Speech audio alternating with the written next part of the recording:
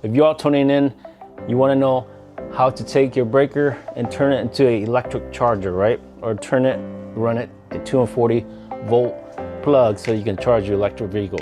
We recently purchased a new electric vehicle and we went ahead and turned this, added this 240 volts so that we can charge our EV. It's a lot easier than you think it is. It looks difficult with of course, all the wiring. But first thing I recommend you doing is check with your local codes. We had to call down the our county, and ask for permission. Of course, you want to ask for permission, make sure it's okay. But for our county, they say that we can do ourselves unless they don't let you. You're gonna have to hire an electrician that can run, depends on where you're at, 5 to 1,000, a couple thousand. But for us, we got the okay because since it was right below the electrical panel, they gave us the thumb up, go ahead and do it. But if we had to run it through the walls, well, we would have to get a permit and hire somebody to do it. But if you're doing it, again, just down here, we got the okay to do ourselves. But I'm gonna walk you through how I did it, and it works and it's safe. But again, you don't feel comfortable, don't recommend doing this. But it's a lot easier than it looks like. So first thing, guys, I want to go over is, first of all, our electrical box. As you can see here, this is the panel. The panel, there were the two original breaker here. We actually had to move the bedroom and the lights up. These just come right off and it moves up here. Of course, you want to turn off your breaker and everything and check with a multimeter, electrical pen before you work on anything. I recommend wearing gloves because this is very, very dangerous and powerful. Again, if you're not comfortable, I don't recommend doing it yourself. Hire somebody, okay?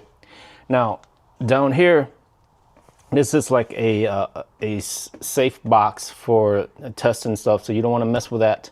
We just went ahead and, again, move these two blocks, which is the bedroom 1 and 2 kit, and we move it up to here. So we're gonna take this off here. See that? This just comes off. Now, if you ever, just a little tip here, if you ever need to move it back down or wherever, or get rid of it, let's say the EV, wherever, you can buy these plates where cover them up, because of course it's code violation if you don't have them cover up. So jumping back here, so what I did, I moved those two up, guys, and then I added 50 amp double pole type circuit breaker. You want a 50 amp because of course your EV charger takes 50 amp. Anything above 50 will work, okay?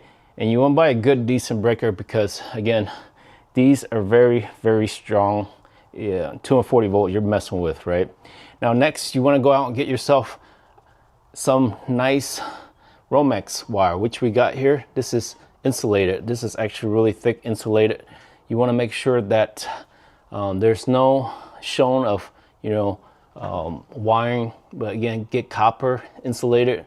We were told from our local county to get, talk to an electrician, get a insulated cord, okay? Romex is your best bet, and you want to run it pretty straight. You don't want any kinks or anything because, of course, when electricity travels, if there's a 90-degree turn, you build more heat. So you go down straight into that, and I purchased a 125, 250 volt range, like oven, stove, receptacle, but I've got the heavy duty kind. You want the heavy duty kind because you're charging 8 hours or longer, 12 hours of a vehicle. So you want to get a heavy duty plug so that it doesn't melt or doesn't burn or anything. So what we did was you just pop a hole through here and ran it through here. And our county also told us to have 4 wires. We gotta have 4 wires, 2 connecting the back as a neutral wires, ground wire, right? And then you got the hot and the 2 hot wires, okay? So we were told to get at least 4 wires. So depending on your local code, you want to check with your county and make sure that you're following all that. Now next we got was, since our car is all the way over there, we need a cord about 25 feet or higher. So I got an extension cord, guy. Extension cord. It had to be a 50, 14 to 50 NEMA, 14 to 50 P, because of course you're messing with 50 amp. When you're charging a vehicle, it needs 50 amp. And you can see here, I'm running, and you're not supposed to use an extension cord, but this is temporary. Again, I'm just running it. You can see here, here's my charging cord.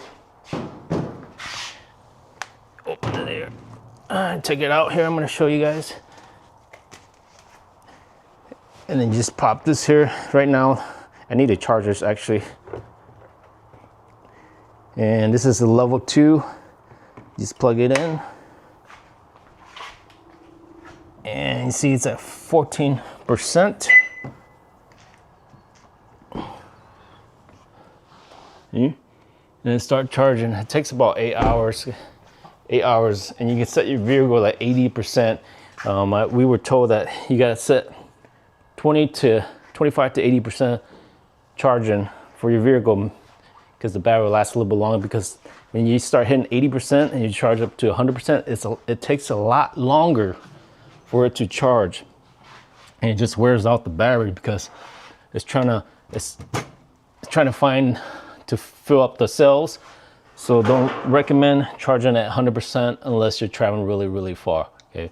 So another thing, guys, is I think I did go with the plug, right? So here's the plug. You want heavy duty. I didn't mention that. Now let me see if I forget anything else. Oh, another thing, guys. You want to check with your local utility. Where we live, we actually have peak time and non-peak time. Our peak time is from 5 p.m. to 8 p.m. and that's from Monday to Friday. So we actually got a discount rate for charging off-peak. We're on this pilot program where, of course, the rate's a little bit higher from 5 p.m. to 8 p.m., but on off-peak time, it's actually cheaper. So it's going to be a little bit more balanced for us and a little bit more cheaper if we use everything off peak time and charging a vehicle off peak time. So check with your local utility. But again, guys, it is pretty simple to do, to install. I didn't have, much issue other than just trying to, drill the holes, move the holes, and getting these wires in there a little bit tricky. But here is our layout. Again, this is just for entertainment purposes and reference only. Don't do it. Check with your local electrician, county, and everything else before you do it, okay? Because you're messing with high voltage here, guys. So I don't recommend doing it if you're comfortable, or don't even do it at all, okay? But other than that, guys, until next time, thanks for watching, and I will have all the items and stuff at the bottom, the link at the bottom if you're interested for review. Anything else, okay? Until next time, take care. See you in the next video. Bye now.